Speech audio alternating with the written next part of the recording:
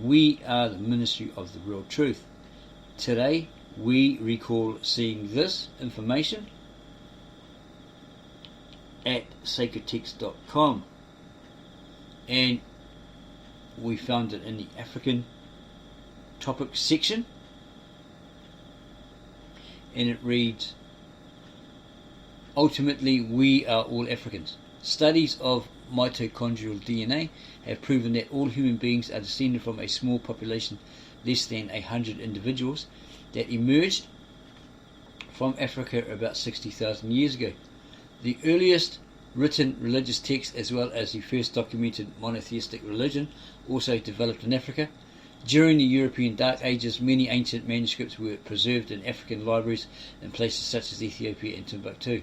The only one closest to Christianity was the Nebuchadnezzar, the Ethiopic scriptures. The rest were all African, South African, mythical folklore of gods, many gods, and so forth.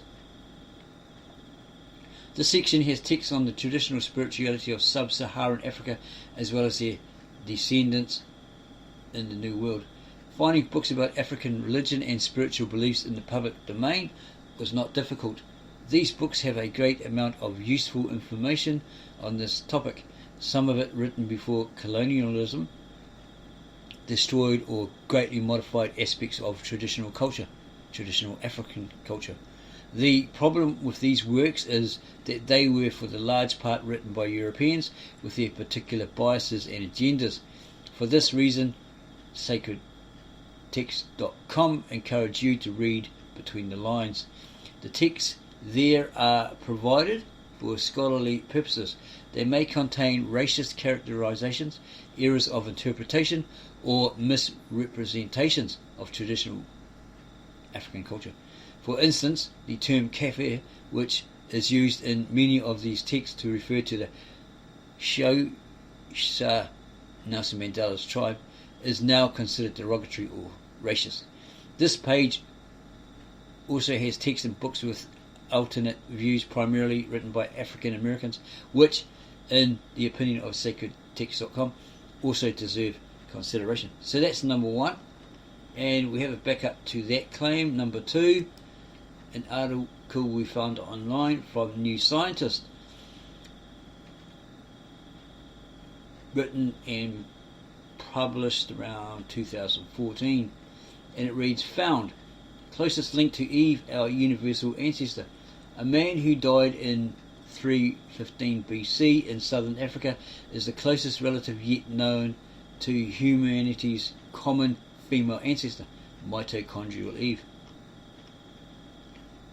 He died later than Socrates and Aristotle, but a man who fished along the coast of southern Africa is the closest genetic match for our common female ancestor yet found. If you trace back the DNA in the maternally inherited mitochondria within our cells, all humans have a theoretical common ancestor.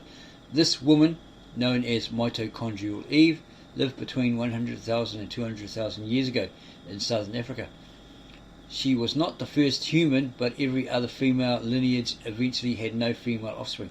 So there was one lot before her, or females before her. But as it says, every other female lineage after eventually had no female offspring, failing to pass on their mitochondrial DNA. As a result, all humans today can trace their mitochondrial DNA back to her, this second lineage, or latter lineage female, mitochondrial Eve. Within her DNA and that of her peers existed almost all the genetic variation we see in contemporary humans. Since mitochondrial Eve's time, different populations of humans have drifted apart genetically, forming the distinct ethnic groups we see today. So that's where you got your different coloured and European people from. White, brown, black, the red man, the yellow man, etc.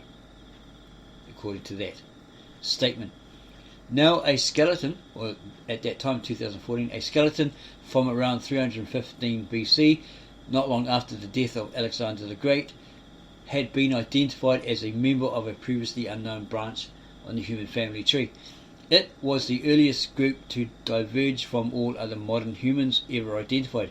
Genome Biology and Evolution, doi.org/V59. The man was 50 years old when he died, and is the first ancient human from sub-Saharan Africa. Note this, the cradle of humanity. So they're saying sub-Saharan Africa was the cradle of humanity, to have had its DNA sequenced. Why we stress this was because this last portion of this video will show it being debunked, and that will show that also being debunked by this. The man was 50 years old when he died, and is the first ancient human from sub-Saharan Africa, the cradle of humanity, to have had its DNA sequenced.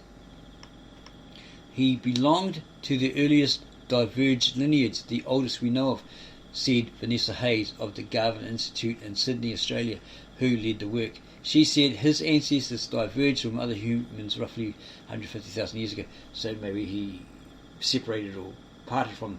Is that what they mean? Is that what she's mean? This is a very exciting paper, said geneticist David Reich at Harvard University.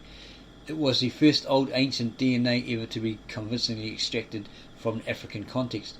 The man was found at St. Helena Bay in South Africa in 2010 by archaeologist Andrew Smith at the University of Cape Town, and examined by anthropologist Alan Morris at the same university. Morris discovered that the man was a marine forager. A bony growth in his ear canal, known as surface ear, revealed he spent a lot of his time in the cold waters of the South Atlantic Ocean gathering food. See A Fisher's Life. The man was 1.5 meters tall and was buried in a grave with a large number of shells. That is unusual for African hunter-gatherers, who are not known to bury their dead, said Hayes. By examining the similarities and differences between the man's mitochondrial genome and those of living Africans, Hayes confirmed that the man's group split from Eve's descendants earlier than the two oldest previously known groups, which had been found among living members of the Click-speaking Southern African peoples known as the Khoisan, or Khoisan. It's more like Khoisan. Old genes. It is so far the oldest identified, or was so far the oldest identified lineage, said Rebecca Can of the University of Hawaii at Manoa, a geneticist who helped develop the work that led to the idea of mitochondrial Eve. Although he lived more than 100,000 years after mitochondrial Eve, he provided the closest insight yet into the genetic makeup of the link between all living humans. The DNA he carried was genetically older than ours, said Hayes. Because mitochondrial DNA is inherited only from the mother, geneticists used it to trace how much it had changed over the years and identified branches in human evolution and our spread around the globe. It was part of what convinced scientists that anatomically modern humans originated in Africa. Take note of that statement, that anatomically modern humans originated in Africa. Even though the specimen is only 2,330 years old, other human lineages that were around at this time had diverged more from mitochondrial Eve. They departed from it, separated from it. Genomes from remains in Europe, even if chronologically much older, have been changed by several large selection events, genetic bottlenecks that wipe out huge amounts of genetic diversity and create new lineages. The age of the remains suggested that the fishermen lived in the region that is now South Africa before any of the known human migrations back into that area, in particular before the crucial arrival of herding groups from further north some 500 years later. they knew very little about the more than 100,000 years of history within the continent, despite it being the cradle of mankind. Note that, the cradle of mankind. Says Wolfgang Haak, a paleobiologist from the University of Adelaide in Australia. Haak said this man's mitochondrial genome, especially if we found more like it, would help scientists develop a map of how early modern humans moved around Africa. And sequencing his nuclear genome, the genetic information inherited from both parents and that of other ancient specimens, could have given a more complex picture of the way groups mixed with one another. Hayes was particularly keen to see how the genomes of the earliest African agriculturists differed from those of hunter-gatherers. The most significant thing that changed the face of the planet is conversion from hunter-gatherer to farmer, she said. Where did we start and how did that change our genome? She said this genome could provide a reference to which the genomes of herders in the region can be compared. And at that time Hayes was producing a better map of where early humans moved using genomes she had sequenced from living people in Africa belonging to early human lineages. Step by step, Hayes said she was homing in on the root of humanity. How disease sneaked into genomes.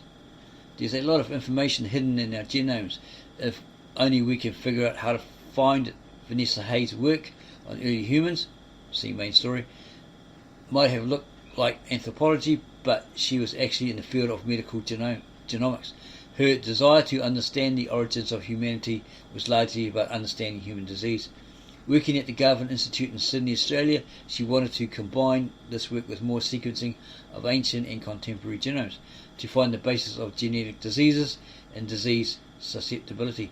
To identify these, they needed to go back to the origin, she said. Ancient genomes could provide a baseline to help us understand modern diseases, Hayes said. It was difficult to hunt for the emergence of disease susceptibility genes in modern genomes alone because recent travelling and mixing of different genetic lineages obscures that information. And she talks more on that. A fish's life. The surface air ailment of mitochondrial Eve's closest known relative, see main story, suggests he spent a lot of time in the water. This adds to evidence of the importance of the marine environment in the success of modern human, said Rebecca Can of the University of Hawaii at Manoa. Archaeologists had argued that exploitation of the marine environments was an essential achievement in the incremental advance of modern human populations, she said. These resources were important and allowed for exponential population expansion. They are predictable, defendable, nutritious. If you're going to move out of a known area, you follow a coastline or a river. You can't always work your way back, and you have the refrigerator there at your feet, Can added. But Hans Peter Erpmann, an archaeologist at the University of Tübingen, whatever that is, in Germany,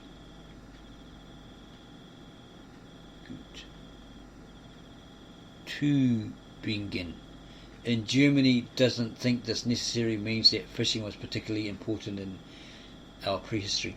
Humans are able to adapt to different niches as they did, so all the time as a result of changes of environmental conditions, he said. There is no obvious or even obligatory reason to believe that humans went through an aquatic phase during their evolution. In other words, they weren't like mermaids or Aquaman and then came onto the land and evolved into a human being as we are today.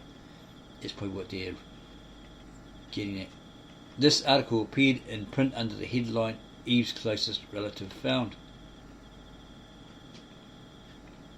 And the third part of this video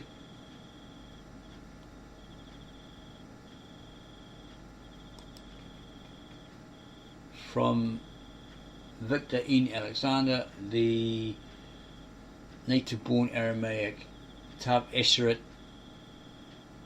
Old Testament translator. He's an Aramaic speaker and translator filmmaker from his translation project va.com, which was down and which we resurrected. The first civilization, this is about his book that he wrote and had published. Mesopotamia is the land between the two rivers, the Tigris and the Euphrates. Bet Naharain, or Mesopotamia, in the Assyrian language. Yeah, it's called Bet Naharain in the Assyrian language. This is the land where writing and numbers were invented 6,000 years ago.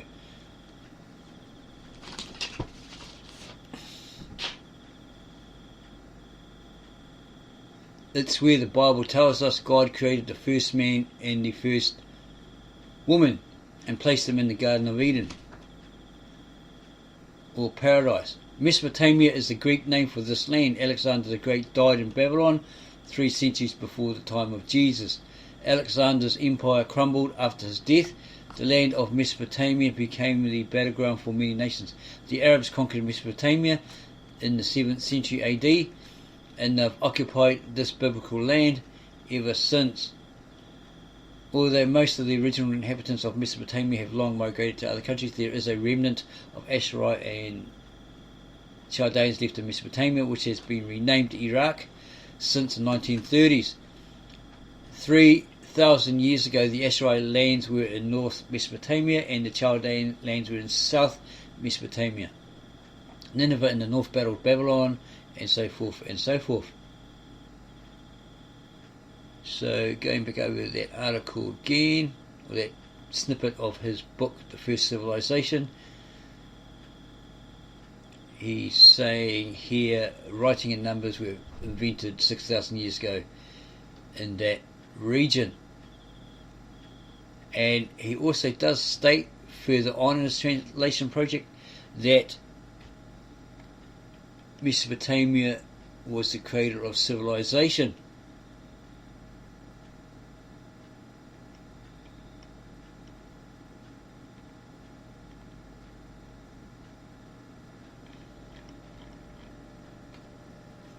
So, which one is true? That we are all Africans, because of studies of mitochondrial DNA have proven that all human beings are descended from a small population, less than 100 individuals that emerged from Africa about 60,000 years ago. Or, there's the second part to it, to back it up, basically saying the same thing, and they found this old African, the remains of this old African, and checked out his DNA, mitochondrial DNA, etc., and state that we all came from this mitochondrial Eve, because the DNA genomes of this particular man who died at 50 prove that, versus the claim, okay, by this translator that Mesopotamia, Syria or Assyria, was a cradle of civilization. So which do you believe? 1 and 2 combined, or 3? You decide. Then subscribe to us, giving us a like, then adding your comments below this video. Then go share this video with all you know, family, friends, neighbours, etc. It would make a great at dinner, around the dinner table discussion.